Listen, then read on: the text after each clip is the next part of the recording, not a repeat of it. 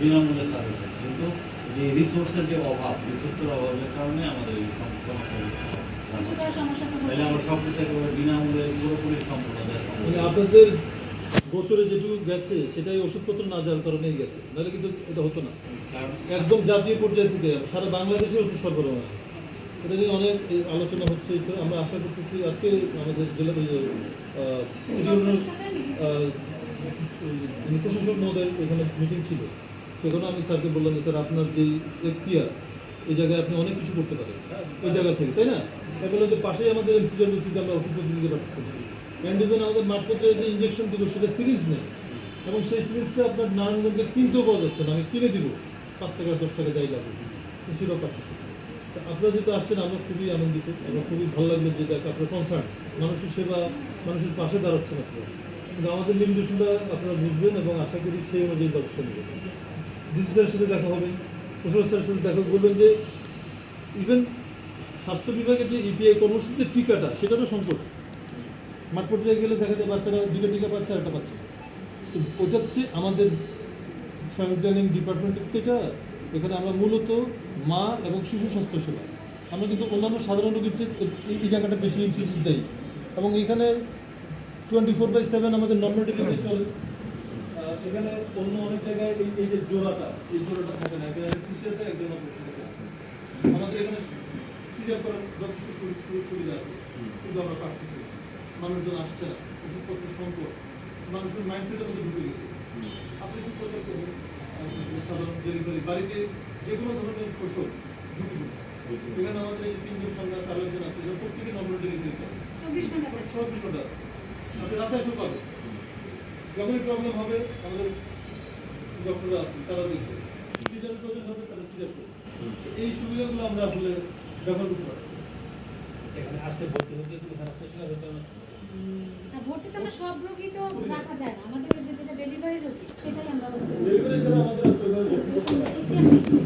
ওটা হচ্ছে হসপিটাল, পাশের হসপিটাল এখানে কোন কোন রোগী আমরা ডেলিভারি রোগী, গর্ভবতী মা যারা, আমরা এখানে মা ও শিশু স্বাস্থ্য, যেমন হচ্ছে গর্ভবতী মায়েদের আগের চেক আপ এবং ডেলিভারি সুবিধা। ডেলিভারিটা হচ্ছে নর্মাল ডেলিভারি 24 ঘন্টা, সিজারিয়ান অপারেশনের সুবিধা আছে যদি ফিজিক্যালি ফিট থাকে, কারণ এটা তো মানে বড় লেভেলে হাসপাতাল। আরেকটা হচ্ছে যে এখানে প্রসবের পর যে বাচ্চা এবং মায়ের চেক আপ, কিশোরীদের সেবা, পরিবার পরিকল্পনা সেবা, যেখানে আমাদের সাপ্লাই থাকে। এখন সংকট সাময়িকভাবে আশা করতেছি সংকট নিরসন হয়ে পরামর্শ দিচ্ছি। আর আমাদের আরেকটা সেবা হচ্ছে আমরা কাউন্সিলিং করি, সব কিছুতে কাউন্সিলিং করি, আগে পরামর্শ করি, এবং যাকে যেখানে রেফার করার সেবাটাও করি। আর আরেকটা বিষয় হচ্ছে যে আমাদের অ্যাম্বুলেন্স সার্ভিসের সমস্যা আছে, ব্যবস্থা আছে, একটা অ্যাম্বুলেন্স আছে জেলা পর্যায়ে, কিন্তু তেলের বরাদ্দ এবং ড্রাইভার সংকটের কারণে, ড্রাইভার হয়তো অন্য দিক থেকে ম্যানেজ করতে পারতাম, কিন্তু ওই যে মেরামত এবং তেলের যে বরাদ্দ এগুলো না থাকার কারণে এই সেবাটা আমরা চালু করতে পারছি। আমি আপনাকে বলি, আপনি যেহেতু মানে ইসলামী আন্দোলনের আপনি এটা অবহিত থাকা দরকার, আমরা যথেষ্ট অবহিত করি। আমাদের কিন্তু সীমিত পর্যায়ে আমাদের লজিস্টিক ওষুধপত্র না, এটা মাথায় রেখে আমাদের জেলা যিনি প্রধান উপজেলা মহোদয় স্কুল স্বাস্থ্যসেবা এবং মাদ্রাসা স্বাস্থ্যসেবা আমরা সেশন নেই, মাদ্রাসায় গিয়ে আমাদের মাঠ পর্যায়ে যারা কাজ করেন তারা স্কুলের ছাত্রছাত্রীদের মধ্যে সচেতনতার বিষয়ে কথা বলেন। তো এই বিষয়গুলো আপনাদের কানে আসলে আপনারা অবশ্যই এন্ট্রেন্স যাতে আমরা সহজে যেতে পারি, আমাদের জন্য প্রবেশটা সহজ হয়, এগুলো মাথায় রাখবেন। আর যে কোনো ফরম এগুলো একটু বলবেন আপনি, এখন মাদ্রাসার ক্ষেত্রে বেশি জরুরি। হ্যাঁ, ছেলেমেয়েরা অনেক কিছু না জেনে বড় হয়ে যাচ্ছে। স্বাস্থ্যসেবার বিষয়, প্রজনন স্বাস্থ্য বিষয়ে, মাতৃত্ব স্বাস্থ্য বিষয়ে কাউন্সিলিং আমরা করার চেষ্টা করতেছি আপনাদের সবাই।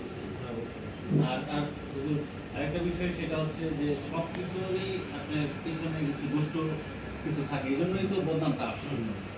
এই সেন্টারে যদি কেউ কোনো ধরনের দুষ্ট মানে টাকা বিষয় যে এখানে সেবা বিঘ্নিত করে, এরকম যদি কোনো স্পেসিফিক তথ্য থাকে অবশ্যই আমাদের কাছে জানাবেন, আমরা সেই ব্যাপারে ব্যবস্থা নেওয়ার জন্য তথ্য প্রেরণ করে দেব।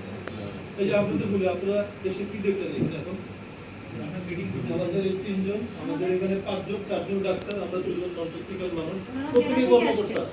সার্বিক চিত্রটা কেমন, কিভাবে আর একটু ডেভেলপ করা যায়, আমাদের মধ্যে কোনো সংকট আছে কিনা, আমরা জানি আমাদের সংকটটা কি, তারপরেও আমরা কি অবস্থায় আছি। আপনারা নিজেরাই দেখলেন যে আমরা আমাদের চলছে। এগুলো তো এই পজিটিভ দিকগুলো কিন্তু কেউ বলে না, সরকারি আমাদের লোক কেউ আছে। কিন্তু অ্যাবসেন্ট নাই, সবাই কিন্তু নিজের শরীর দিয়ে কাজ করে যাচ্ছি, যদি ওষুধ নাই, ঠিক আছে? আর কেউ হয়তো বলতে পারে যে এখানে সেবা হচ্ছে না বা কিছু। এখানে আরেকটা ব্যাপার আমি একটু বলি, আমি যতবার এখানে আসছি আমি দেখি যে বাইরের এলাকার ছেলেমেয়েগুলো এখানে খুব আসে। যে জটলা করে, এখানে জটলা করে। আসলে বিড়ি সিগারেট control খায়। করা খুব difficult আমাদের এখানে জন্য। গেটের সামনে গেটের সামনে কিন্তু ভিতরে ঢুকে।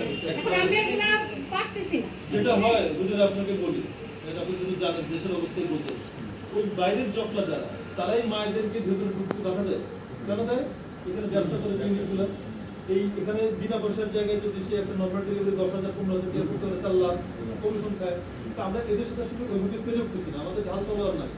আপনারা জনপ্রতিনিধি, মানুষের সাথে মেশেন, এগুলোকে তাড়াবেন, কবিদের কোনো বিচার আপনাদের, আপনি তো পারবেন না, আপনার দোকান আছে যে এটা তোমরা এখানে সেবা দিতেছি। একটা জিনিস দেখেন, আমাদের তো বদনাম, সরকারি লোক কাজ করে না। আমরা ভাই যথেষ্ট পর্যন্ত চেষ্টা করছি। এই মুহূর্তে যদি এসে ওনাকে চেয়ারে না পাইতেন, আমরা তো আসছি মাত্র 10 মিনিট আগে। আমি